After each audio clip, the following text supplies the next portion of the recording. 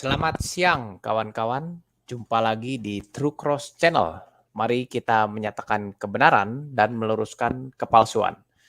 Ya, sudah sore ya, rupanya bukan siang, salah saya. Ya, jadi sudah Senin lagi, cepat sekali waktu berlalu.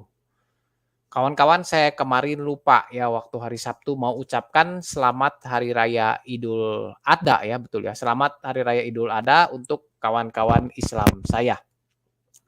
Ya, jadi hari ini saya akan bawakan topik yang sebenarnya ini topik untuk hari Minggu ya saya. Tapi karena tidak keburu, jadi saya bawakan hari ini. Tapi tidak apa-apa, karena apa yang saya akan bicarakan ini nanti terkait seks di dalam Kristen ya, seks di dalam Kristen sesuai dengan Alkitab. Nah itu jadi bisa berlaku sepanjang masa, kapan saja bisa didengarkan. Ya, jadi topik ini saya, terpikir untuk angkat tentang, eee, seks di dalam Kristen ya, berdasarkan Alkitab, ya, bagaimana orang Kristen memahami seks ini di dalam Kristen, itu saya terpikir karena saya baca sebuah kasus, yaitu kasus, penangkapan anak seorang kiai di Jombang, yang jadi tersangka kasus pencabulan santriwati.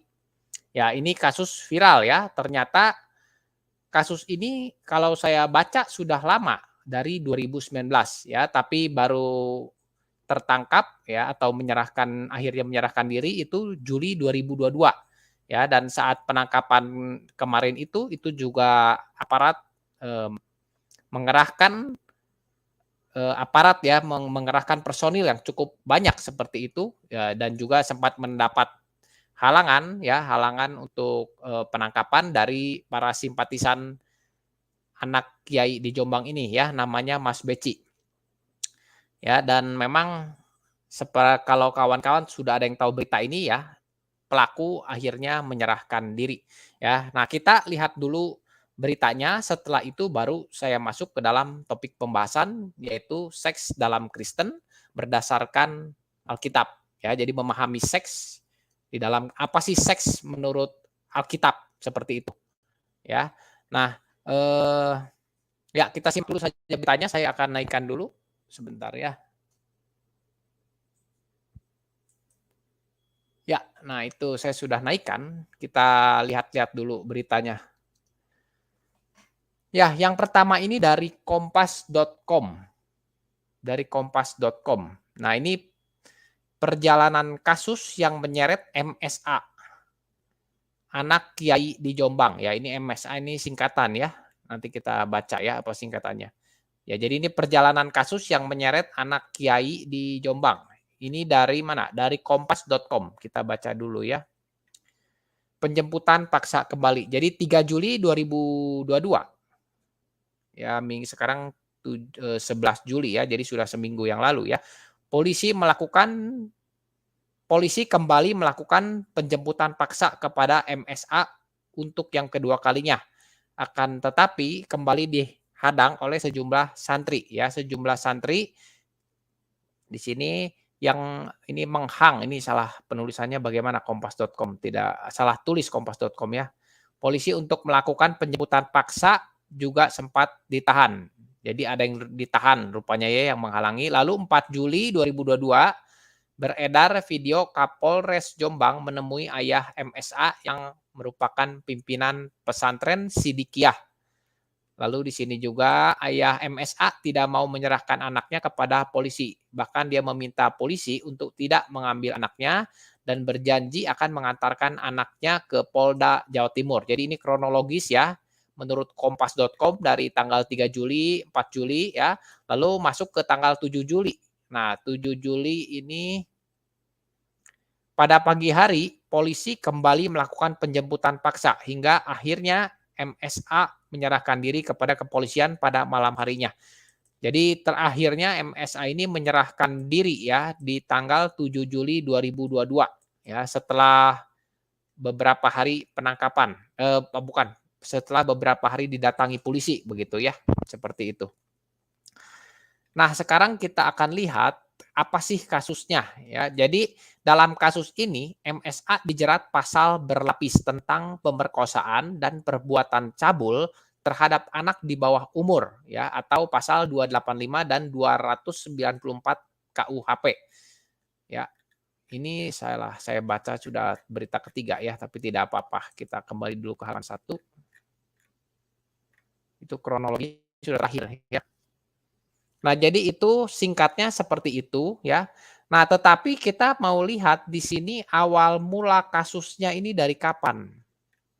Ya, ini yang jadi nah ini awal mula ditetapkan jadi tersangka ya, ini masih dari kompas.com ya.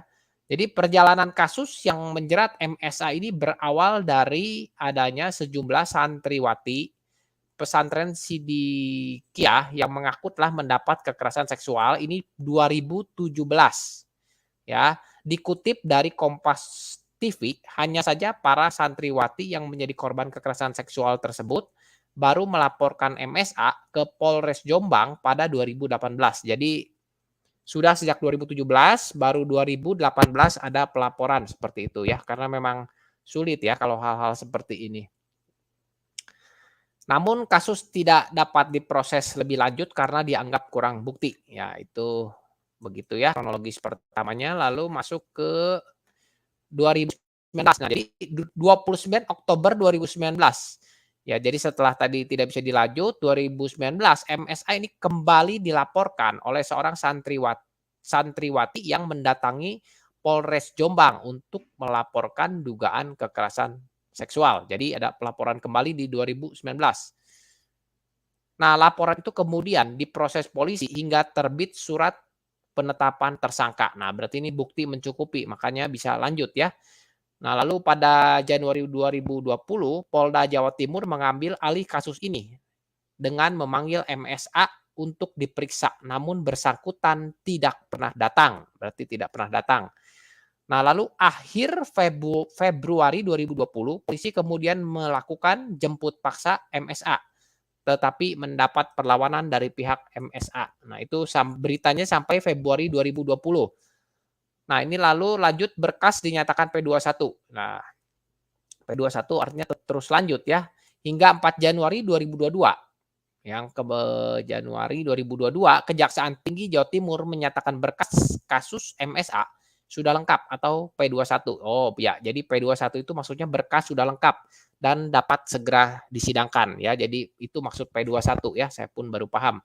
Nah, 13 Januari 2022 ya, polisi menetapkan MSA dalam daftar pencarian orang DPO ya, karena tersangka terus mangkir ketika dipanggil oleh polisi. Nah, jadi kalau dipanggil polisi mangkir akan berapa kali ya, ada batas setahu saya ya, 2 kali atau 3 kali akan diterbitkan surat DPO ya, daftar pencarian orang, seperti itu kurang lebih. Nah, juga di sini ditulis Pengadilan Tinggi Jombang juga telah menolak pra peradilan yang diajukan oleh MSA pada 27 Januari 2022 ya. Jadi setelah ditetapkan DPO, lalu ini mungkin ada pengajuan pra peradilan, tapi entah sejak kapan, hanya di sini ditulisnya kan telah menolak 27 Januari 2022 ya. Jadi pengajuan pra peradilannya tidak tahu ya, tidak ditulis di sini. Ya, jadi hakim menilai proses polisi dalam menetapkan MSA menjadi tersangka sudah tepat dan sah menurut hukum ya. Jadi semua langkah kepolisian ini sudah sesuai koridor hukum yang berlaku ya. Nah, ini tadi kita pun melihat kasusnya. Lalu 3 Juli, 4 Juli, 7 Juli, 7 Juli itu menyerahkan diri. Nah, itu tadi yang bisa kita lihat sekilas kronologis perjalanan kasusnya dari kompas.com. Ini juga masih dari kompas.com. Ini ada fakta kasus dugaan pencabulan santriwati yang jerat anak Kiai Jombang. Ini kita lihat ya, ada berita apa yang berbeda tidak. Ya, intinya sama. Nah, di sini hanya ada ini ya, ayah pelaku mohon anaknya tidak ditahan.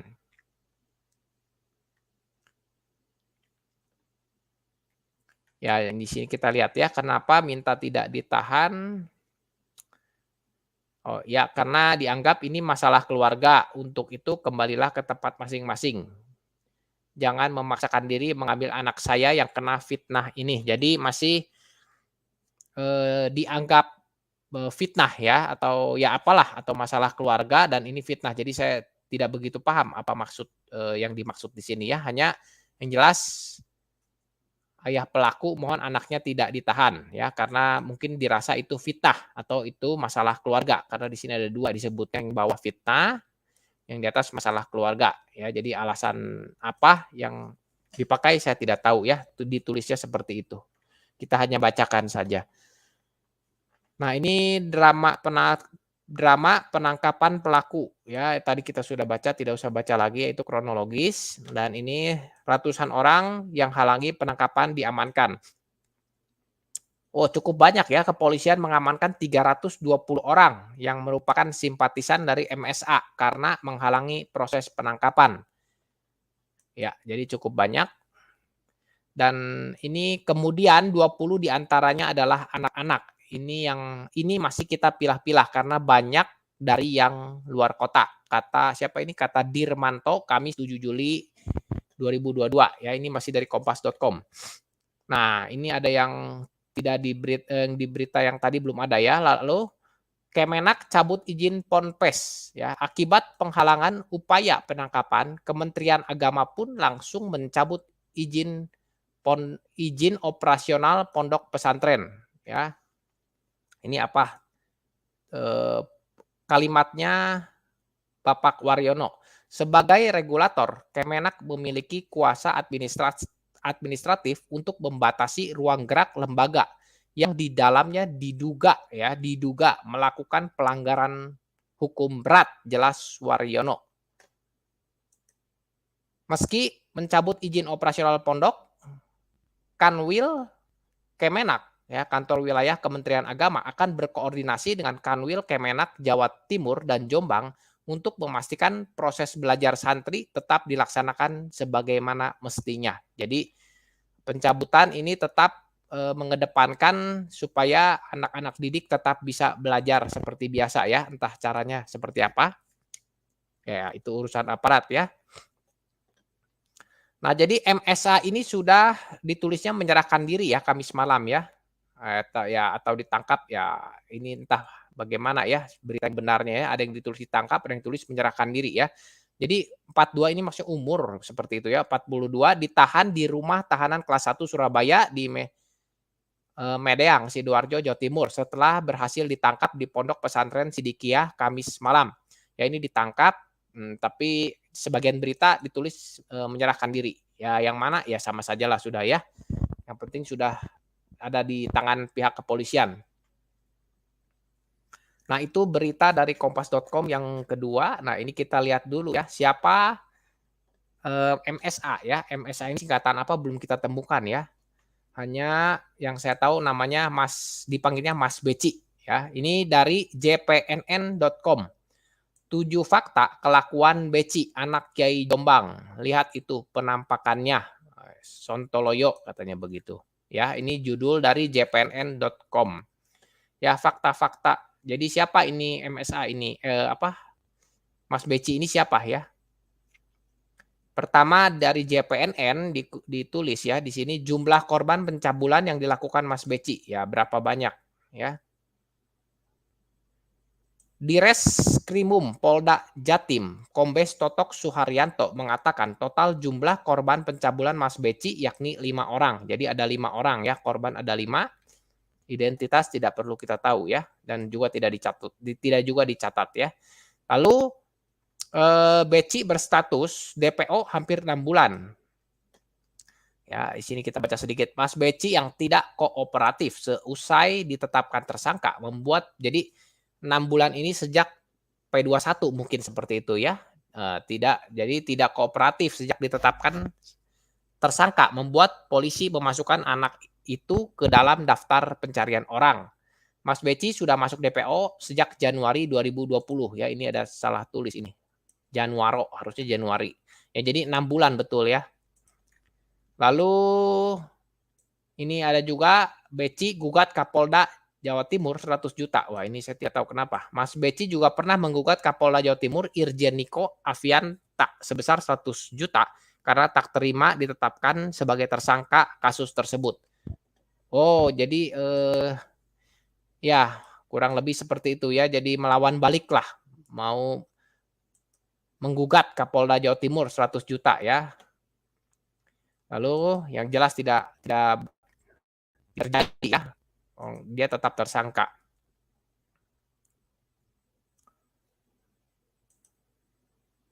Udah terdaftar ya, tapi Mas Beci melakukan gugatan yang terdaftar dalam nomor sekian-sekian tanggal 23 November 2021. Ya, tetapi ini alasannya karena menurut Mas Beci ini ya maksudnya menyatakan bahwa penetapan dirinya sebagai tersangka dalam penyidikan Ditreskrimum Polda Jawa Timur pada 2020 tidak sah. Jadi dianggap tidak sah seperti itu oleh Mas Beci ya. Nah, lalu yang keempat, Mas Beci ini sembunyi di pondok pesantren dikepung polisi. Beci sembunyi pondok pesantren dikepung polisi, begitu bunyinya ya. Jadi Beci sembunyi pondok pesantren dikepung polisi. Jadi tidak tahu sembunyi di mana ya. Hanya ditulisnya begini ya, Beci sembunyi. Nah, ini pondok pesantren dikepung polisi ya, seperti itu. Jadi ratusan personel dari Polres Jombang dan Polda Jawa Timur mengepung pesantren Sidikiah Pelosok ya, Jombang guna menjemput paksa Mas Beci. Ya, itu tadi sudah kita baca. Setelah 15 jam, Mas Beci pun akhirnya menyerahkan diri kepada polisi.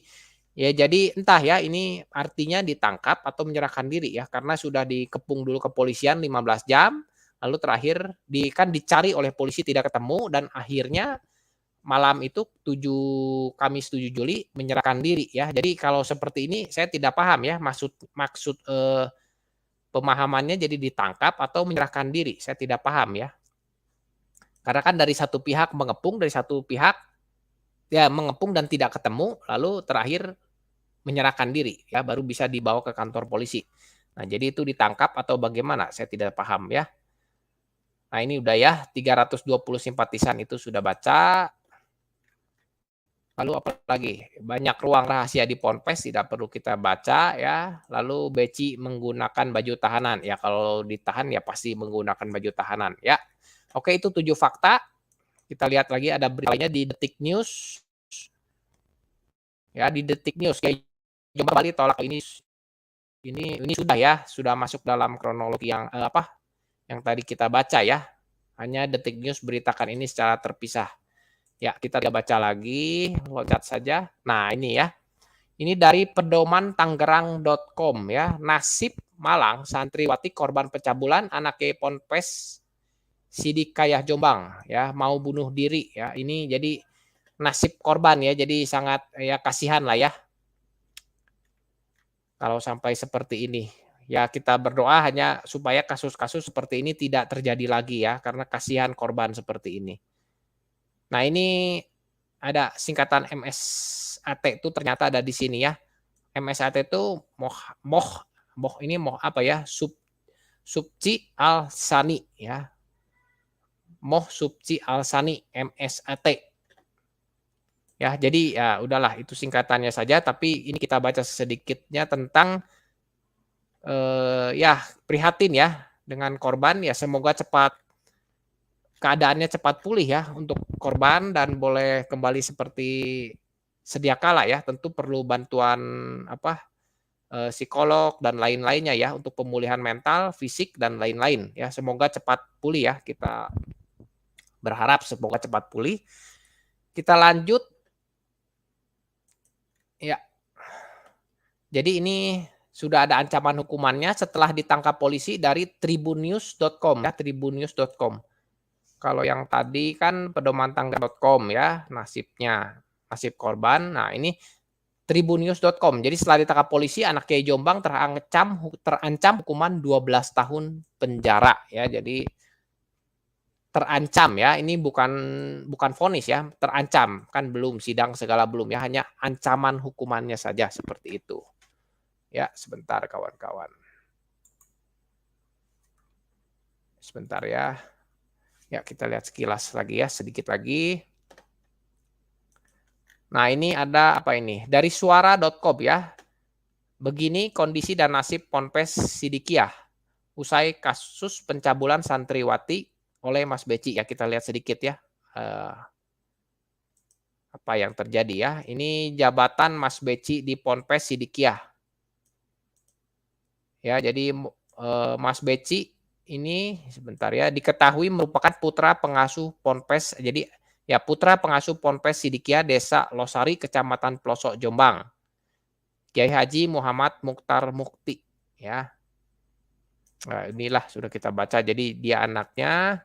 Nah ini, Mas Beci dikenal keahliannya dalam ilmu metafakta atau gendam. Ya, ini saya tidak paham ya. Ilmu seperti apa ya, mungkin kawan-kawan ada yang paham. Kemampuan itulah yang diduga memudahkan Mas Beci memperdayai korbannya.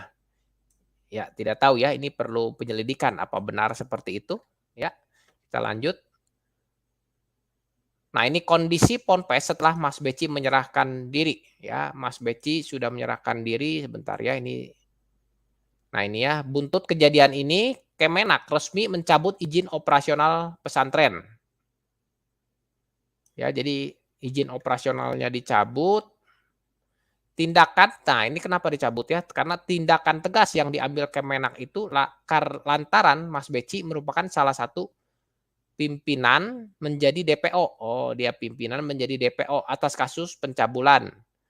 Pihak pesantren juga dinilai menghalangi proses hukum terhadap tersangka. Berarti alasan Kemenak ya, alasan Kemenak mencabut izin ya itu yang tadi kita baca dari suara.com ya. Nah, lalu bagaimana nasib para santri ya? Tadi kita sudah baca ya, ini tetap bisa belajar ya.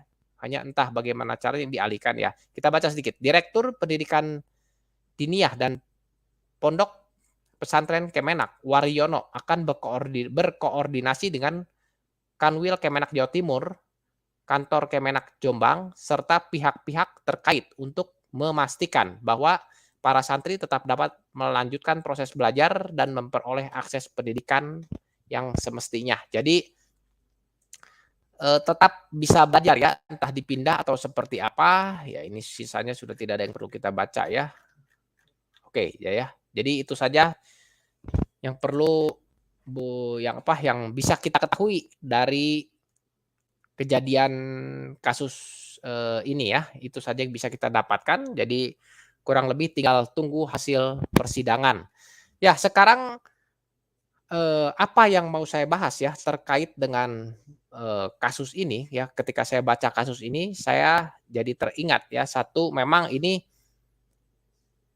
banyak orang menganggap seks itu sesuatu yang tabu ya, tetapi sebenarnya itu perlu dibicarakan pada umurnya ya, supaya orang-orang paham apa itu seks, supaya tidak sembarangan ya. Perlu ada seks yang kudus, kekudusan seks dalam seks itu perlu orang paham ya. Terutama ini saya mau bicara bagi dari kekristenan ya, dari sudut pandang kekristenan, dari Alkitab, apa itu seks yang kudus ya. Nah, jadi kawan-kawan, sekali lagi saya bahas ini dari sisi kekristenan ya. Saya tidak bahas dari sisi kacamata agama lain. Jadi kawan-kawan yang beragama lain ya jadikan saja pembahasan saya ini yang selanjutnya menjadi satu pengetahuan bahwa seperti apa seks itu dipandang dalam kekristenan ya, atau seks itu seperti apa sih menurut Alkitab, seperti itu ya, supaya kawan-kawan dari luar Kristen pun boleh tahu kurang lebih apa saja ya di dalam Kristen ya. Sekarang yang kita bahas tentang seks seperti itu. Ya, jadi yang kita mau bahas itu adalah tentang, sekali lagi saya hanya bahas yang tentang kekristenan ya. Seks dalam kekristenan. Ya, jadi seks ini sesuatu yang penting ya, yang sudah Tuhan berikan bagi manusia. Ya, tetapi seks ini jika dikerjakan dengan cara yang salah, maka seks ini akan menjadi alat yang dapat merusak kekudusan dan merusak kemuliaan Tuhan. Ya, merusak diri manusia itu sendiri itu sudah pasti ya. Tetapi intinya ya, seks kalau disalahgunakan itu bisa merusak kekudusan ya, merusak kemuliaan Tuhan. Artinya gara-gara seks yang salah kita ini jadi penghina Tuhan. Ya, itu yang mau saya bagikan ya, karena ini satu yang sangat penting sekali untuk dipahami oleh orang-orang Kristen. Nah, kenapa demikian? Kenapa seks yang salah bisa membuat kita jadi merusak kemuliaan Tuhan ya, bisa membuat kita merusak kekudusan karena kita menjalankan seks yang salah atau seks yang tidak kudus ya, supaya gampang saya bagi seperti itu. Seks yang kudus dan seks yang tidak kudus ya. Kenapa? Seks ini kalau sembarangan ya, semau-maunya kita, malah itu jadi membuat kita jadi merusak kemuliaan Tuhan ya, membuat kita merusak kekudusan Tuhan. Kenapa demikian? Ya, kita batasi dulu ya pengertian seks ini bagi manusia ya, karena kan binatang pun ada juga ya, tapi kita tidak bicara yang tentang binatang ya, kita bicara yang tentang manusia. Jadi perlu banyak pembatasan ya. Pertama, pembatasan saya hanya bicara dalam konteks kekristenan dalam Alkitab ya, lalu kita batasi lagi, kita hanya bicara seks bagi manusia ya, tidak yang di luar manusia ya, karena kalau tidak dibatasi akan terlalu panjang. Nah, kita akan lihat dulu dari Kejadian 1 ayat 28 ya. Kejadian 1 ayat 28. Ya, saya bacakan ya. Jelas ya di layar ya. Allah memberkati mereka, lalu Allah berfirman kepada mereka, "Beranak cuculah dan bertambah banyak. Penuhilah bumi dan taklukkanlah itu. Berkuasalah atas ikan-ikan di laut dan burung-burung di udara dan atas segala binatang yang merayap di bumi." Ya. Intinya di sini ya. Allah memberkati mereka, ya mereka ini manusia. Lalu Allah berfirman kepada mereka, "Beranak cuculah, bertambah banyak, penuhi bumi dan taklukkanlah itu." Ya.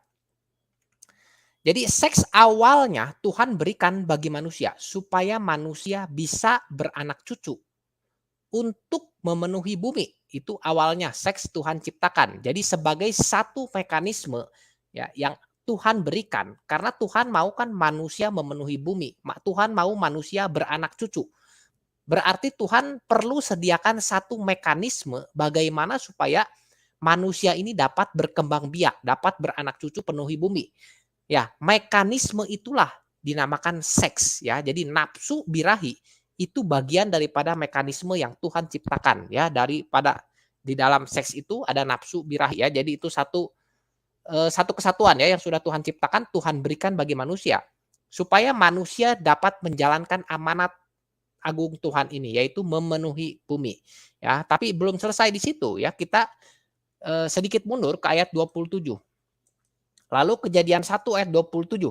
Maka Allah menciptakan manusia itu menurut gambarnya ya. Allah menciptakan manusia menurut gambarnya. Ini satu kalimat penting sekali, seperti sederhana tapi maknanya dalam dan bisa banyak kaitannya ya. Nah, ini satu makna yang sangat penting sekali. Manusia itu diciptakan menurut gambar Allah, laki dan perempuan. Jadi bukan hanya laki saja yang gambar Allah ya, laki dan perempuan, gambaran Allah. Jadi laki dan perempuan pun sebenarnya hanya satu mekanisme bagaimana manusia bisa berkembang biak dan beranak cucu ya. Karena kita tahu nanti di langit dan bumi yang baru sudah tidak ada lagi seks dan nafsu birahi itu sudah tidak ada lagi ya. Nah, jadi laki dan perempuan pun Tuhan bedakan pada awalnya sebenarnya untuk mekanisme perkembangbiakan manusia di bumi ini. Ya, jadi ini kita harus tahu kaitannya. Jadi awal mula seks diciptakan karena Tuhan mau manusia menjalankan amanat agung Tuhan ini yaitu untuk memenuhi bumi. Nah, kenapa bumi ini harus dipenuhi? Nah, itu kan yang jadi pertanyaannya. Kenapa Tuhan mau bumi dipenuhi oleh manusia? Nah, itu ya nanti kita akan terjawab. Tapi yang jelas kita tahu dulu di sini ya bahwa seks diciptakan sebagai satu mekanisme supaya manusia bisa jalankan amanat agung Tuhan ini.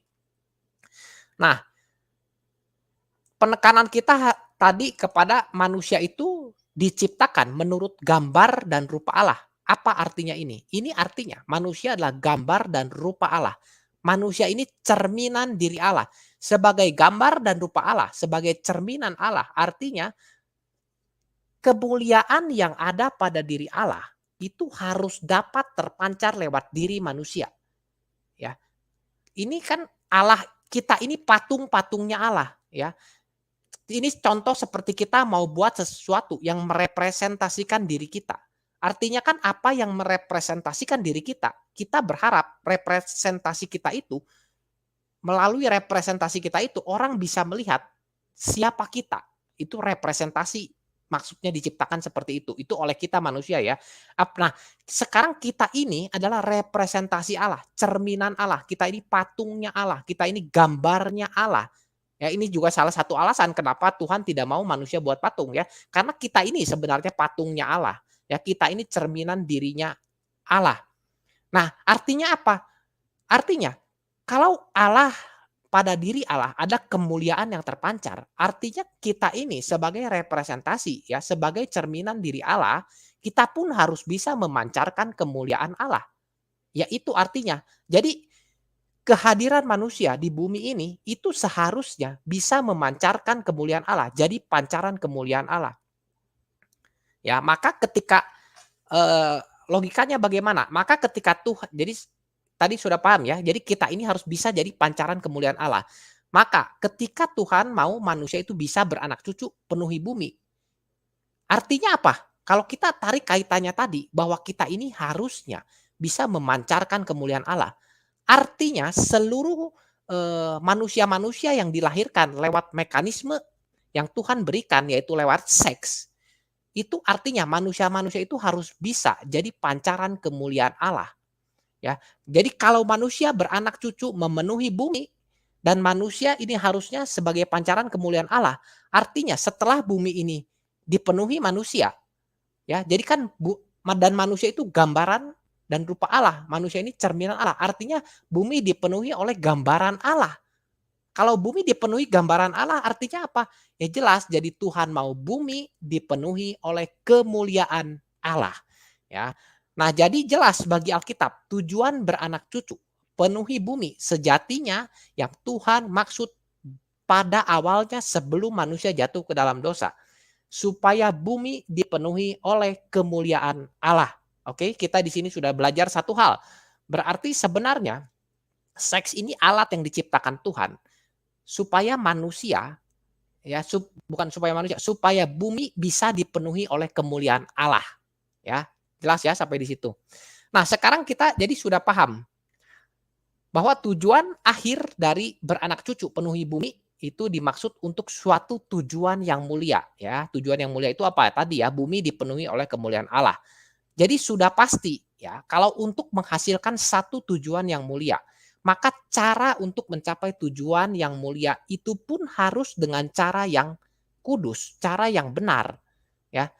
Jadi cara untuk menghasilkan keturunan itu harus dikerjakan dengan cara yang kudus ya. Cara yang Tuhan berikan apa? Seks ya. Berarti seks itu perlu dikerjakan di dalam kekudusan ya. Saya singkat tadi seks yang kudus. Ya. Jadi bukan pemahaman seks yang dipahami oleh orang-orang di dunia ini. Seks yang mungkin bisa sembarangan, ya mungkin tidak apa-apa, bahkan sebagian negara menganggap sudah biasa ya, seks di luar pernikahan sudah biasa. Nah, inilah bukan pemahaman seks itu yang di dalam Alkitab ajarkan, tetapi seks yang kudus. Kenapa? Tadi saya sudah bahas ya. Ya tidak kembali lagi, nanti tidak selesai. Nah, jadi hanya dengan seks yang kudus itu supaya bisa menghasilkan keturunan yang kudus. Ya, ini adalah rancangan awal sebelum manusia jatuh ke dalam dosa. Tetapi kita tahu pada akhirnya manusia jatuh ke dalam dosa. Dan itu jelas merusak gambaran Allah yang sempurna pada diri manusia jadi rusak. Ya, akhirnya manusia gagal menjadi pancaran kemuliaan Allah. Tuhan mau bumi dipenuhi kemuliaan Allah, tetapi rusak semuanya. Kenapa rusak? Ya karena gambaran Allah pada diri manusia rusak. Ya ketika gambaran Allah pada diri manusia rusak, artinya kita ini patung yang jadi patung yang rusak. Ya patung yang rusak pasti otomatis tidak mungkin memancarkan kemuliaan Allah karena sudah rusak kita. Ya. Jadi singkatnya gambaran yang rusak ini harus dipulihkan. Nah, pemulihan itu ini saya singkat ya langsung masuk kepada pemulihan ya. Pemulihan itu dikerjakan oleh Kristus ya di dalam diri Kristus. Siapa Kristus? Dia adalah Allah anak dalam natur manusianya. Ya, jadi Allah anak ini Allah pribadi kedua dari Allah Tritunggal. Ya, jadi itulah sebabnya seks perlu dikerjakan dengan cara yang benar, yang berkenan di hadapan Tuhan. Ya, atau saya singkat jadi seks yang kudus. Ya, sampai di situ Mudah-mudahan paham ya, saya lanjut lagi. Nah, seks yang kudus ini, artinya seks yang kudus ini cara yang, harus dikerjakan dengan cara yang benar ini ya, itu hanya bisa dikerjakan dalam satu penyatuan yang kudus juga, ya. Jadi, seks ini bisa kita gunakan kalau penyatuannya sudah benar. Nah, apa yang dipersatukan? Ya jelas yang dipersatukan manusia, laki-laki dan perempuan.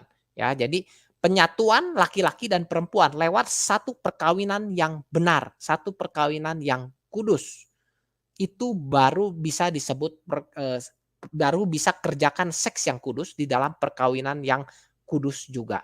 Jadi kalau satu sudah kudus, dikerjakannya juga perlu di dalam kekudusan ya, tidak bisa satu kudus satu tidak ya. Jadi seks yang kudus hanya bisa dikerjakan di dalam perkawinan yang kudus ya.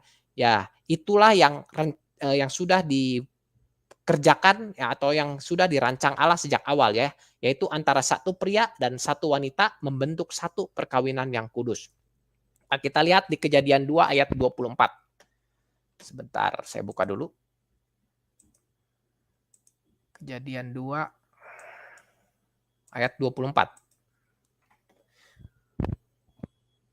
Ya, sebab itu, sebentar kawan-kawan. Ya, sebab itu seorang laki-laki akan meninggalkan ayahnya dan ibunya dan bersatu dengan istrinya sehingga keduanya menjadi satu daging ya. Inti penekanannya ya, sehingga laki dan perempuan bersatu sehingga keduanya menjadi satu daging ya. Kita perhatikan lagi sedikit di sini ya. Bersatu dengan istrinya di sini ya, bukan dengan istri-istrinya. Jadi hanya satu istri, bukan istri-istrinya, tetapi istrinya ya, sehingga keduanya menjadi satu daging ya, menjadi satu daging, bukan menjadi daging-daging atau menjadi banyak daging. Ya, daging ini manusia. Ya, banyak orang yang mendiskreditkan kekristenan ya, karena di Yohanes itu ada ayat yang mengatakan firman menjadi daging, dia katakan ya disalahartikan lah seperti itu ya. Jelas daging di sini yang dimaksud adalah manusia. Jadi di perjanjian baru pakai kata daging, perjanjian lama juga pakai kata daging. Ya, tapi sudahlah biarkan orang mau bicara apa, yang penting kebenaran Alkitab seperti itu. Ya. Jadi jelas Alkitab katakan hanya antara satu laki dan satu wanita. Tidak ada yang lain. Bahkan kata satu yang dipakai ya, kata satu ini ya, satu daging yang dipakai di dalam Kejadian 2 ayat 24. Di dalam bahasa aslinya itu sama dengan kata esa. Jadi kata asli satu ini sama dengan di dalam bahasa aslinya kata satu ini sama dengan kata esa yang dipakai Alkitab untuk menyatakan Allah itu esa. Jadi satu di sini tidak main-main ya. Tuhan tulis kata satu di Alkitab ini bukan sekedar hanya tulis seperti itu saja, tidak. Tetapi ini punya satu makna yang sangat dalam. Kenapa? Karena di dalam bahasa aslinya, kata ini ditulis dengan kata yang sama. Baik satu di sini ya, baik satu sebagai penyatuan antara laki dan perempuan, yaitu satu daging di sini. Ini kata di dalam bahasa aslinya itu sama dengan kata esa yang dipakai untuk menyatakan Allah itu esa. Itu kata original teksnya sama, yaitu echad ya, echad yang dipakai. Jadi sama, ini bukan satu kata yang muncul begitu saja di dalam Alkitab ya, tetapi semua yang sudah di dalam Alkitab itu sudah di dalam kehendak Tuhan. Berarti kita tahu ada maksud tertentu, maksud yang penting di sana ya. Nah, jadi ketika Tuhan katakan sehingga keduanya menjadi satu daging, itu bukan iseng seperti saya tadi katakan ya, tapi ini jelas bahwa Allah sungguh mau menjadikan ini sebagai memberitahukan kepada kita bahwa ini adalah sesuatu yang sangat penting, perlu kita perhatikan. Ini terkait dengan tujuan awal penciptaan di mana manusia harus memenuhi bumi dengan pancaran kemuliaan Allah. Nah, jadi sekarang semakin jelas. Tidak ada pilihan lain bagi umat Tuhan, ya. Bagi orang Kristen, bagi umat Tuhan, tidak ada pilihan lain di dalam menjalankan kekudusan seks. Perlu di dalam pernikahan yang kudus. Pernikahan yang kudus hanya bisa terjadi antara satu pria dan satu wanita. ya. Berarti jelas bagi Alkitab tidak bisa satu pria dengan banyak wanita, ya, poligami tidak bisa.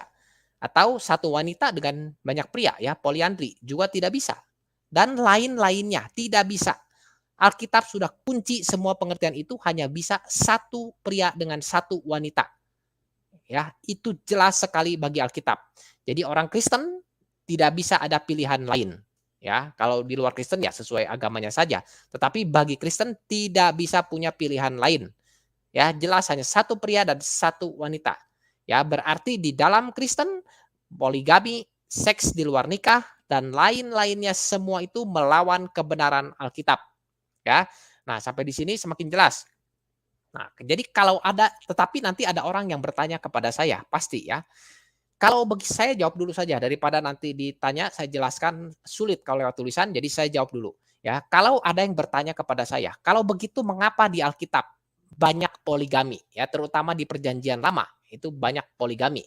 Ya, saya jawab dulu sekarang. Jadi nanti kalau ada yang mau bertanya tentang poligami, harap dikembali dulu ke video saya supaya karena lebih mudah diterangkan lewat ucapan seperti itu ya. Tapi saya tidak akan panjang juga, nanti terlalu panjang ya penjelasannya. Singkatnya begini ya, yang Alkitab catat itu ya tentang poligami-poligami di dalam Perjanjian Lama ya, itu sebagai satu sejarah yang sudah terjadi. Kita harus pahami ya, yang Alkitab catat kejadian-kejadian poligami ya, terutama yang terkenal itu oleh Raja Salomo ya, itu sebagai satu sejarah yang sudah terjadi dan untuk kita ketahui ya. Tetapi bukan sesuatu yang Tuhan suruh kita kerjakan. Nah, ini kita harus bisa bedakan ketika kita baca Alkitab, kita harus sanggup, harus mampu dan saya percaya orang-orang Kristen pasti bisa ya. Bisa bedakan mana yang Tuhan tulis itu sebagai sejarah untuk kita ketahui dan mana yang sebagai untuk kita kerjakan. Ada juga yang sebagai syair, ada yang sebagai perintah untuk kita kerjakan ya, dan ada yang sebagai sejarah untuk kita ketahui. Ya, kalau kita sudah bisa bedakan seperti itu, jadi jangan nanti kita eh, pikir ini sebagai yang kita sudah ketahui ini sebagai satu fakta sejarah, lalu kita pikir itu perlu terulang lagi. Ini biasanya banyak terjadi kekacauan seperti ini. Kalau orang baca Alkitab tidak bisa bedakan mana yang sejarah untuk diketahui, mana yang sebagai syair, mana yang sebagai perintah, akhirnya seluruh tulisan Alkitab dia pikir itu harus dikerjakan, dia pikir itu sebagai perintah. Ini sebenarnya ini saya percaya sekali orang Kristen tidak mungkin memahami seperti ini ya, tetapi banyak orang-orang di luar kekristenan yang memahami seperti ini. Ya sehingga mereka sering sekali mendiskreditkan Alkitab ya, mengejek-ngejek Alkitab seperti itu ya, karena tulisan yang harusnya sebagai sejarah dibaca sebagai harus dikerjakan lagi. Ya, kalau semua tulisan di dalam Alkitab dibaca seperti itu harus dikerjakan lagi. Saya sudah sering katakan, artinya banjir Nuh itu perlu terjadi lagi. Ya, artinya laut terbelah perlu terjadi lagi. Ini kan satu cara pembacaan Alkitab yang kacau balau seperti itu. Ya, ya, tapi saya sudahlah. Saya fokusnya yang penting orang-orang Kristen paham dan saya percaya orang Kristen paham ini. Ya. Nah, jadi itu sebagai sejarah ya. Justru harus kita lihat seperti ini ya. Alkitab itu satu kitab yang Tuhan izinkan untuk kita ketahui ditulis dengan begitu jujur. Tidak ada yang ditutup-tutupi. Tidak ada yang dipilih-pilih ya. Tuhan tidak pilih-pilih kalimat ya. Misalnya, oh ini kalimat sepertinya buruk nih. Janganlah, jangan dimasukkan. Ya, nanti manusia salah paham. Tidak, tidak. Tuhan tidak seperti itu ya. Apa yang perlu diketahui manusia, sejarahnya seperti apa, itu semua dicatat di dalam Alkitab. Tidak ada yang ditutup-tutupi. Ya, hanya manusianya saja yang gagal cara baca. Ya, yang Tuhan maksudkan supaya manusia ketahui, diambil pelajarannya, diambil kaitannya, diambil relasinya, malah dituduhkan itu harus dilakukan. Ya, akhirnya timbullah satu apa ya, satu harapan orang-orang di luar Kristen yang menyatakan bahwa itu Alkitab mengajarkan peperangan, itu Alkitab mengajarkan pembunuhan, ya, itu Alkitab suruh-suruh perang seperti itu.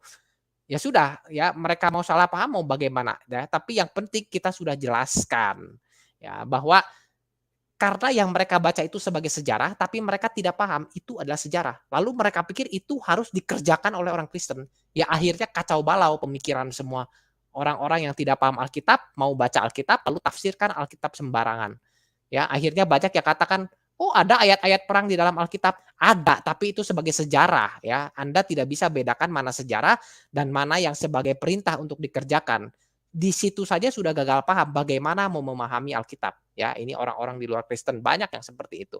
Nah, sekarang saya beritahu ya. Jadi kalau ada orang-orang di luar Kristen yang melihat video saya, ya harap diperbaiki cara baca Alkitab tuh seperti itu kalau memang mau pelajari Alkitab ya. Kalau tidak ya tidak apa-apa.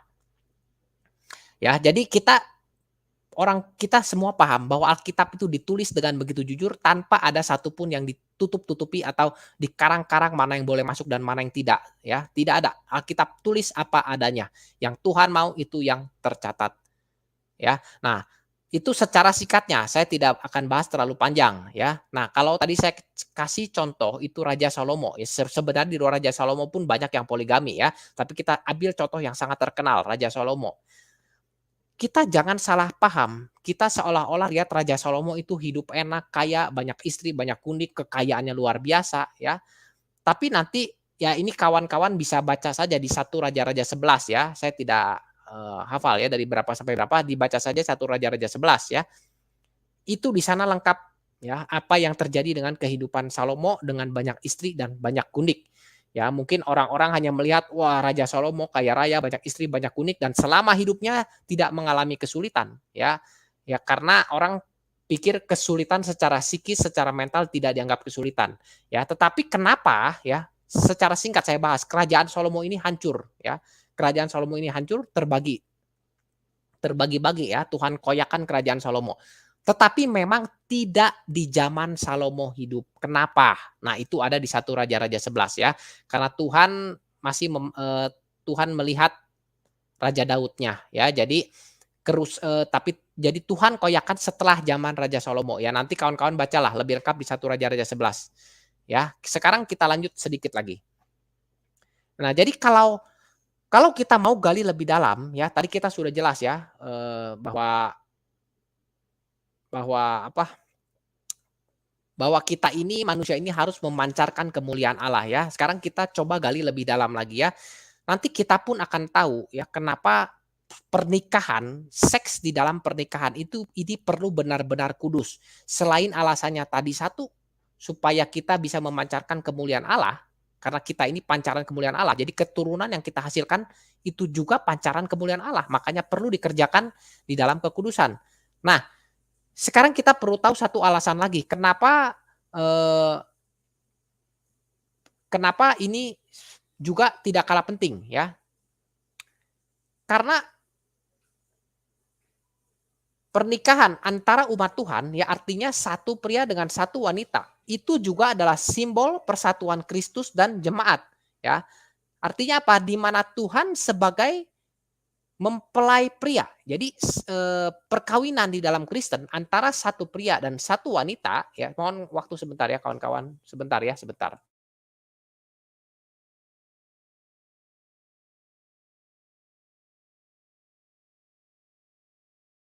Ya, maaf ya terganggu sedikit. Ya, tadi sampai di mana? Ya, sampai di pernikahan antara umat Tuhan ya. Nah, jadi pernikahan di dalam Kristen antara umat Tuhan ya, satu pria dan satu wanita ya. Selain untuk pancaran kemuliaan menghasilkan keturunan yang dapat memancarkan kemuliaan Allah, ya, perkawinan di dalam Kristen itu juga adalah sebagai simbol persatuan antara Kristus dan jemaat. Ya, ini yang sangat pentingnya. Ini ketiga kalau nggak salah, yang kedua tadi saya lupa. Ini yang ketiga ya. Jadi ini sebagai simbol persatuan Kristus dan jemaat. Ya, di mana eh, di mana ya pria ini simbol melambangkan Kristus ya. Jadi di mana Tuhan ini jadi sebagai simbol mempelai pria yang akan menjemput kita sebagai mempelai wanita. Ya, jadi kita ini semua pria dan wanita ini semua kita ini mempelai wanita. Makanya saya katakan tadi, gender pria dan wanita itu hanya ada selama kita hidup ini, ya itu untuk mekanisme kita bisa beranak cucu. Tetapi bagi Tuhan, di hadapan Tuhan, kita ini semua adalah mempelai wanitanya Tuhan, ya dan Kristus adalah mempelai pria kita. ya. Kita ini nanti akan dipersatukan dengan Kristus ya untuk masuk di dalam satu penyatuan kudus dan hidup bersama Tuhan selama-lamanya di dalam kekudusan di langit dan bumi yang baru. Jadi nanti di mana Tuhan berada, disitulah kita juga berada sebagai mempelai Kristus. Ya, kita baca Efesus 5 ayat 23. Ya, saya bacakan saja lah ya. Oke, saya buka saja ya sebentar. Efesus ya satu-satu saja ya. Efesus 5 ayat berapa? 23. Ya, Efesus 5 ayat 23. Ini tentang saya mau jelaskan tentang mempelai pria dan mempelai wanita, Kristus dan jemaat ya. Efesus 5 ayat 23. Karena suami adalah kepala istri. Ya, suami adalah kepala istri sama dengan Kristus, sama seperti Kristus adalah kepala jemaat. Ya, karena suami adalah kepala istri sama seperti Kristus adalah kepala jemaat. Ya, itu dihafalkan dulu ya. Nanti saya jelaskan ya sekalian ya. Lalu Efesus 5 ayat 23. Ayat 25 ya. Hai suami, kasihilah istrimu sebagaimana Kristus telah mengasihi jemaat dan telah menyerahkan dirinya baginya. Ya, menyerahkan dirinya bagi jemaat ya. Lalu satu lagi ya nanti sekalian ya 2 Korintus 11 ayat 2. 2 Korintus 11 ayat 2. Sebab aku cemburu ya kepada kamu dengan cemburu ilahi ya. Jadi Rasul Paulus ini cemburu kepada kita bukan cemburu yang buruk ya, tapi cemburu ilahi. Karena aku telah mempertunangkan kamu kepada satu laki-laki ya untuk membawa kamu sebagai perawan suci kepada Kristus ya. Jadi 3 ayat ini ya menjelaskan ya bahwa suami adalah kepala istri. Itu seperti simbol dari Kristus adalah kepala jemaat. Ya, jadi suami adalah simbol Kristus, simbol ya. Dan istri adalah simbol jemaat ya. Nanti jangan diartikan Trukos katakan bahwa suami adalah Kristus, tidak ya, simbol Kristus ya. Dan istri adalah simbol jemaat. Ya, itu dengan kata lain, Kristus sebagai kepala gereja dan kita ini laki dan perempuan ini sebagai jemaat ya, sebagai tubuh gereja, sebagai jemaat gereja yang akan dipersatukan dengan kepala gereja. Gereja tentu harus dipersatukan dengan kepala gereja ya. Jadi kita ini semua laki-laki dan perempuan sebagai umat Tuhan nanti di akhir zaman kita akan dipersatukan dengan Kristus ya. Jadi kita pun perlu menjaga kekudusan. Kenapa? Karena ternyata kita ini laki dan perempuan di hadapan Tuhan, kita jangan lihat gender lagi ya. Kita ini laki dan perempuan, kita ini adalah umat pilihan Tuhan. Artinya kita ini adalah mempelai Kristus, mempelai wanita Kristus. Ya, kita ini semua yang akan dijemput Tuhan ya sebagai perawan suci pada saat kedatangan Kristus yang kedua nanti. Nah, perawan suci di sini dalam arti apa? Jangan dikaitkan dengan seks secara dunia. Perawan suci di sini artinya kita harus menjaga hidup kita sebagai umat Tuhan yang kudus. Seperti itu ya. Jadi harus bisa bedakan. Oke. Nah, nanti kawan-kawan untuk melengkapi pemahaman ini bisa baca, silakan dicatat ya ayatnya dari Wahyu 19 ayat 7 sampai 9 dan Wahyu 21 ayat 1 sampai 2 ya. Nanti bisa dibaca melengkapi pengertian ini ya tentang Kristus sebagai mempelai pria dan kita umat Tuhan laki dan perempuan sebagai mempelai wanita. Ya. Jadi sekarang sudah jelas ya dan sangat jelas sekali kenapa seks ini bagi umat Tuhan, bagi orang-orang Kristen ya, menurut Alkitab jelas sekali perlu dikerjakan dengan benar di dalam kekudusan. Ya, itulah kenapa saya penting sekali angkat topik ini ya karena saya lihat yang melihat channel saya ini juga banyak sekali pemuda, remaja ya, 17 tahun sampai 25 tahun yang mungkin ada di masa-masa pernikahan. Ini penting sekali ya. Jadi jangan, kita harus paham seks berdasarkan Alkitab dan jangan kerjakan seks dengan sembarangan. Seks perlu dikerjakan di dalam kekudusan, dan di dalam kekudusan artinya di dalam perkawinan yang kudus antara satu pria dan satu wanita. Sah ya, yang sudah disahkan itu baru bisa kerjakan seks dengan kudus, dan maksud daripada seks adalah supaya menghasilkan keturunan yang dapat menjadi pancaran kemuliaan Allah. Ya, berarti kita tahu sangat penting sekali arti seks dalam kekristenan. Ya. Oke, itu arti pentingnya. Tapi kita sebagai manusia, kita juga sadar satu hal, terutama bagi orang-orang Kristen ya, bagi umat Tuhan, kita sadar satu hal, bahwa bagi Alkitab ya sudah sangat jelas bahwa semua manusia sudah berdosa. Saya tidak buka lagi ayatnya ya, sudah sering saya bahas ini ya, bahwa di dalam Alkitab jelas semua manusia sudah berdosa. Tidak ada seorang pun di kolong langit ini yang suci dan tidak berdosa. Hanya satu manusia yang tidak berdosa, yaitu Kristus dalam natur manusia. Ya, Ibrani 4 ayat 15 ya. Saya tidak buka lagi ya, biar cepat, sudah hampir 1 jam ya. Ya, Ibrani 4 ayat 15. Sebab imam besar yang kita punya bukanlah imam besar yang tidak dapat turut merasakan kelemahan-kelemahan kita. Sebaliknya sama dengan kita. Imam besar di sini Kristus ya. Sebaliknya sama dengan kita. Jadi Kristus pun merasakan semua kelemahan kita karena dia juga menjadi manusia yang sejati. Ya, Kristus dalam natur manusia itu sebagai manusia yang sejati. Dia rasakan semua kelemahan-kelemahan yang kita alami, bahkan dia tanggung yang lebih daripada kita. Ya. Kristus pun telah dicobai, hanya bedanya ia tidak berbuat dosa, ya. Jadi satu-satunya manusia yang tidak berdosa hanya Kristus, tidak ada yang lain. Ini kata Alkitab. Ya.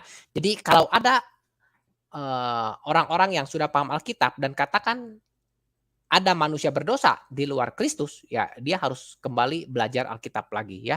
Karena Alkitab sudah jelas, tidak ada manusia yang tidak berdosa, hanya satu yang tidak berdosa, yaitu Kristus. Nah, sekarang tapi bagaimana? Kalau begitu bagaimana? Karena kan saya katakan ya, kita perlu hidup kudus ya supaya kita bisa jalankan seks di dalam kekudusan, di dalam pernikahan yang kudus. Tapi saya juga katakan bahwa manusia sudah berdosa ya. Berarti bagaimana dong ini? Apa solusinya? Ya.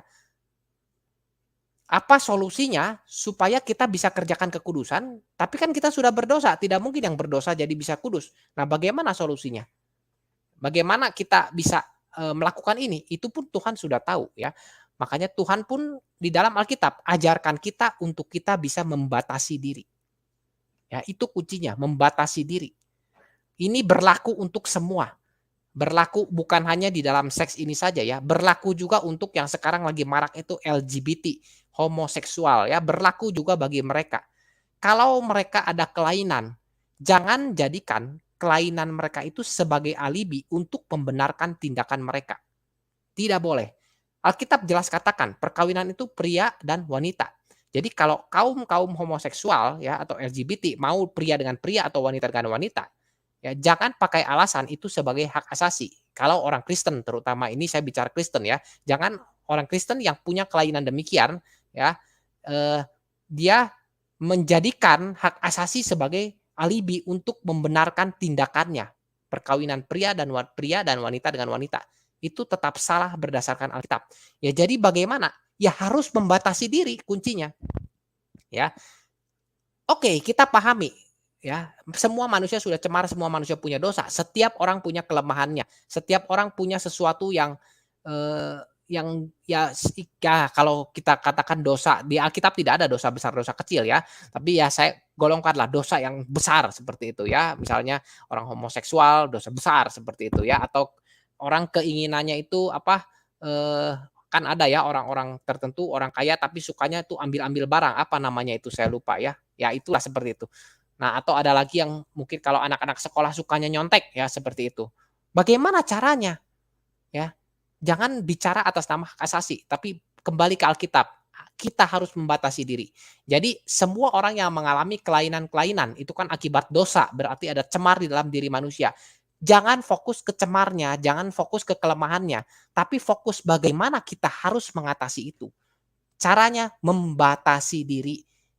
Ya, ini penting sekali saya bicara, kenapa? Karena banyak sekali penyimpangan seksual seperti itu, ya. Ini sedikit menyimpang ya dari bicara seks jadi penyimpangan seksual seperti itu antara pria dengan pria, wanita dengan wanita, LGBT ya. Caranya bagaimana? Orang-orang yang mengalami kelainan ini, kita prihatin dengan mereka ya, tapi mereka harus sadar bahwa mereka itu ada kelemahan itu, yaitu kelemahan diri mereka. Apa yang harus mereka lakukan? Bukannya mereka memenuhi keinginannya yang salah itu yang jadi salah. Ya, jadi jangan keinginan yang salah ini dipenuhi seperti itu. Ya, tapi harus dibatasi. Misalnya contoh ya, seseorang ini dia sadar dirinya homo. Ya sudah, tidak apa-apa. Batasi diri, jangan jangan malah terus bablas begitu ya, terus ikuti kehendaknya yang salah, batasi diri. Ya, ya sudah tidak perlu menikah dengan pria atau dengan wanita, kalau perlu ya seperti itu, batasi diri, hiduplah sendiri seperti itu. Ya, kalau sudah makin bisa kalau ya sambil harus berobat bagaimana mengatasi itu. Sampai satu saat berhasil ya menikahlah dengan wanita seperti itu.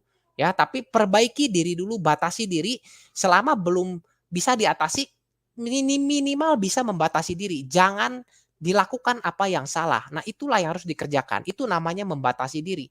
Ini sama seperti orang kalau punya nafsu seks yang besar ya, lihat sedikit-sedikit ya, pakaian-pakaian sedikit terbuka dan lain-lain, langsung nafsunya naik seperti itu, ya. Kan bukannya artinya dia harus langsung mendekati si sang wanita dan mengerjakan hal yang salah, tidak dong. Batasi diri gitu loh, ya. Kita tahu kelemahan kita seperti apa, batasi diri. Ya itulah kita manusia perlu ada usaha. Jadi jangan semua-muanya disalahkan kepada Tuhan. Ya, nanti orang LGBT menyalahkan Tuhan. Ya siapa suruh saya diciptakan begini? Oh, bukan Tuhan yang menciptakan loh. Anda ini lahir dari mekanisme yang normal. Ya, berarti kita tidak tahu di atasnya ada yang mungkin ada kelainan gender atau apapun jadi sehingga timbul kelainan-kelainan seperti itu. Jadi jangan gampang salahkan Tuhan. Ya, tetapi Tuhan juga tuntut dan Tuhan sudah tuntut manusia untuk bisa membatasi diri seperti itu.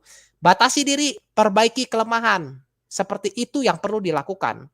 Ya, jadi ya itulah yang perlu diketahui oleh banyak karena saya cukup khawatir ya di zaman ini banyak sekali hal-hal yang seperti ini. Ya, ya dosa ini entahlah semakin banyak saja hal-hal yang aneh seperti ini dan yang perlu adalah membatasi diri. Ya. Jadi ya itulah satu fakta kebenaran bahwa semua manusia sudah berdosa. Tapi kita jangan jadikan fakta kebenaran bahwa berdasarkan Alkitab bahwa semua manusia sudah berdosa itu ya sebagai alibi kita untuk membenarkan apa yang kita kerjakan. Itu yang jadi salah ya. Jadi kuncinya di sini apa? Pembatasan diri ya.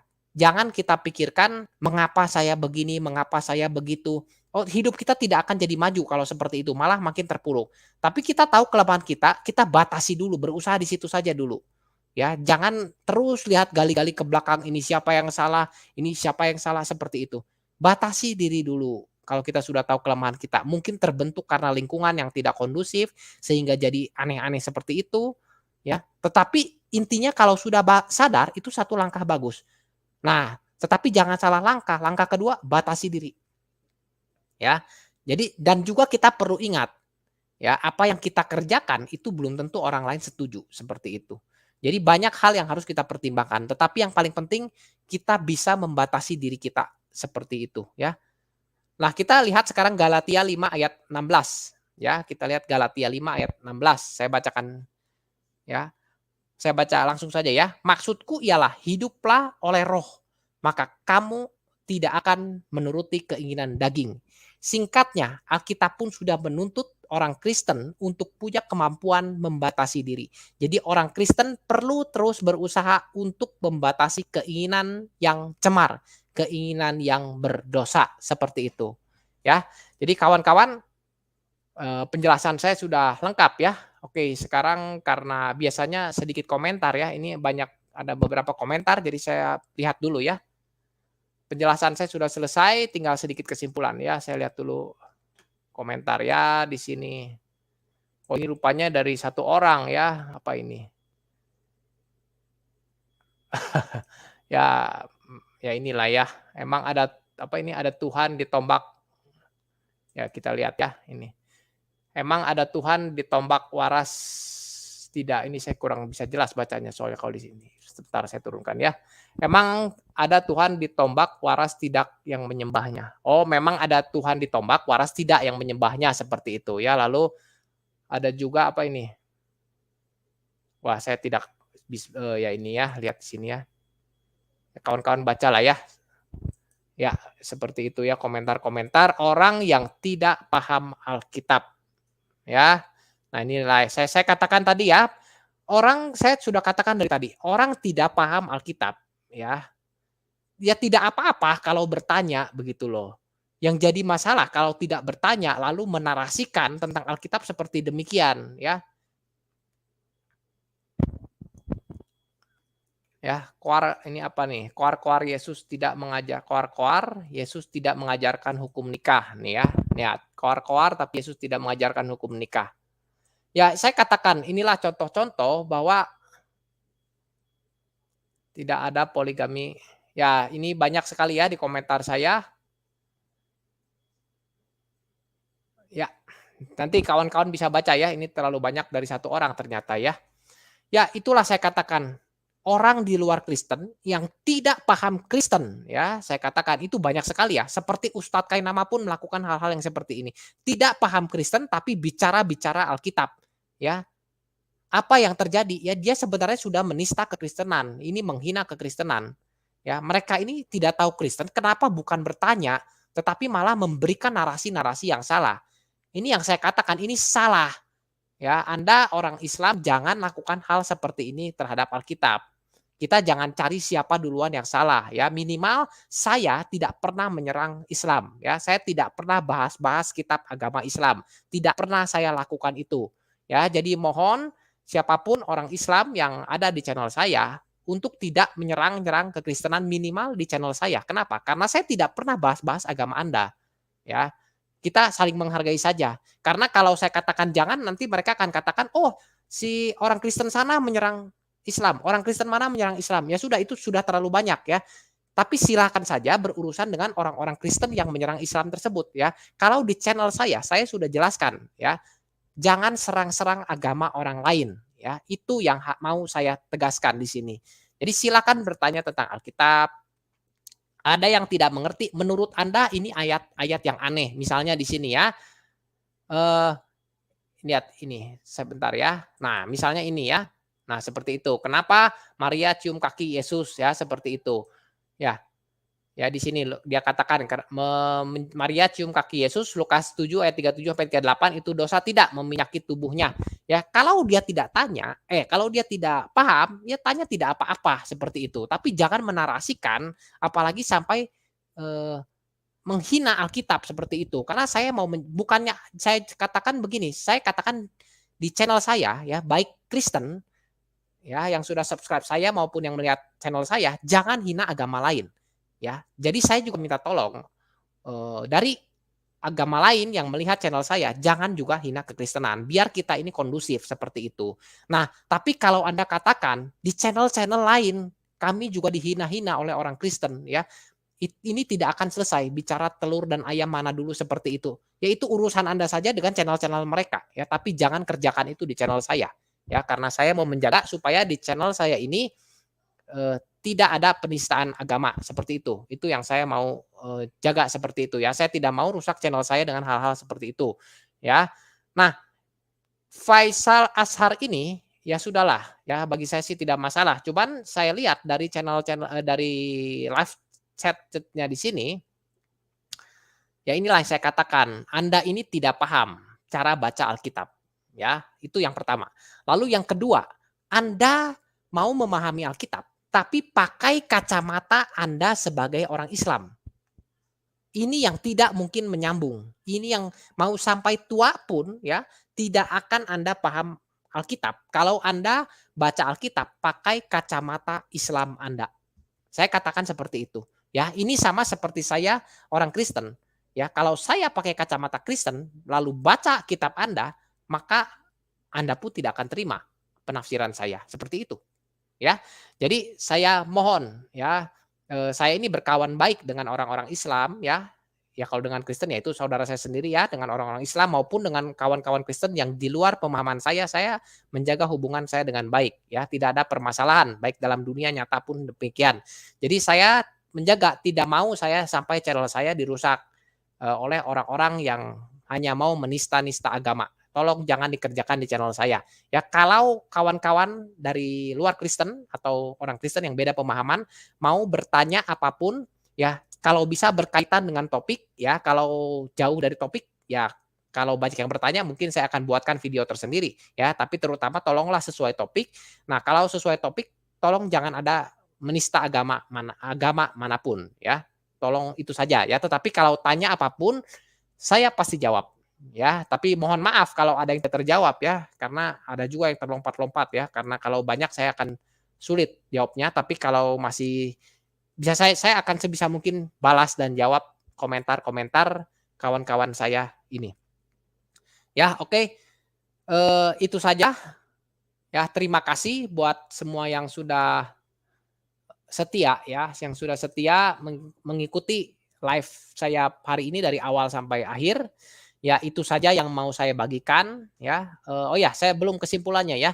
Jadi umat Tuhan harus sadari kelemahan-kelemahan kita ya, dan kita belajar batasi kelemahan-kelemahan kita. Ya, saya bukan kita tidak harus fokus pada cemar dan dosanya, tapi kita perlu sadari ya, dan kita sadari apa yang jadi dosa, kelemahan kita itu yang perlu kita belajar untuk membatasi. Ya, kita harus ingat Tuhan kita ya, Tuhan yang sudah rela mati di kayu salib, itu lahir jadi manusia. Kita harus sadar itu apa artinya. Itu artinya Tuhan kita pun sudah membatasi dirinya dengan hadir jadi manusia. Itu artinya Tuhan sudah membatasi dirinya yang begitu penuh kuasa untuk hadir sebagai manusia. Tidak mungkin Tuhan hadir sebagai manusia kalau Tuhan tidak membatasi dirinya. Ya, itu jadi kalau Tuhan sudah menjadi manusia, artinya itu contoh nyata untuk kita semua bahwa Tuhan sudah membatasi dirinya. Ya, ditambah setelah itu selain membatasi, Tuhan juga tanggung semua dosa kita. Ya, nah, setelah itu kita juga perlu sadar kalau Tuhan sudah kerjakan itu bagi kita, itu tidak artinya Tuhan tuntut kita jadi manusia sempurna. Kita tidak akan pernah jadi manusia sempurna di bumi yang sekarang ini. Ya, atau tidak mungkin, ya, tapi yang mungkin adalah kita mengalami perubahan ke arah yang lebih baik.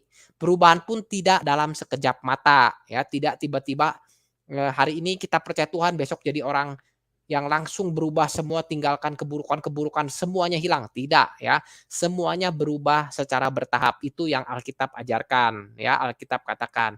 Jadi kita ini tidak dituntut untuk berubah dalam sekejap mata ya, tetapi kita dituntut sebagai umat Tuhan ya untuk bisa bertumbuh ke arah yang semakin baik dari hari ke hari. Ada progres, ada pertumbuhan ya. Semakin kita mengenal Tuhan, maka diri ini akan semakin diubahkan menjadi semakin baik. Jadi kuncinya dari semua yang saya bahas hari ini ya adalah satu tadi di pembatasan diri. Karena seks perlu dikerjakan di dalam kekudusan ya. Dan yang kedua, kita ini harus mengalami pertumbuhan ya, pembentukan diri ke arah yang lebih baik. Ya, bertahap ya, bukan secara mendadak. Dan semuanya itu hanya bisa kita kerjakan melalui kita dibentuk di dalam kebenaran firman Tuhan. Artinya kita perlu baca Alkitab setiap hari, baca dan pelajari dengan cara yang benar. Ya, jadi itu saja yang mau saya bagikan ya terkait seks harus dikerjakan di dalam kekudusan, di dalam pernikahan yang kudus. Semoga ini bisa mencerahkan. Terima kasih buat semua kawan-kawan yang sudah berpartisipasi, yang sudah berkomentar, ya masukan-masukannya juga banyak yang bagus-bagus. ya di kolom komentar. Mohon maaf juga jika ada yang sebagian tidak terjawab oleh saya. Ya, saya senang sekali bisa berbagi dengan kawan-kawan, ya. Juga mohon maaf kalau ada yang tidak terjawab, ya. Baik dengan kawan-kawan yang satu pemikiran dengan saya maupun yang berbeda pemikiran dengan saya di dalam Kristen, ya. Juga saya juga senang bisa berdiskusi dengan kawan-kawan dari agama lain, tapi saya minta satu saja, tolong kita saling menghargai, silahkan bertanya, tapi jangan kita menista agama orang lain, ya. Terima kasih buat yang sudah subscribe, dan mohon juga subscribe bagi yang belum. Kawan-kawan saya juga doakan saya ya, saya sedang berpikir untuk bisa berbagi nanti melalui pelayanan saya di YouTube, tapi saya belum pikirkan caranya ya, saya masih perlu pikirkan caranya bagaimana, tapi itu saja sementara yang bisa saya informasikan. Ya, sekali lagi terima kasih dan mari terus berjuang bersama menyatakan kebenaran Alkitab. Tuhan memberkati.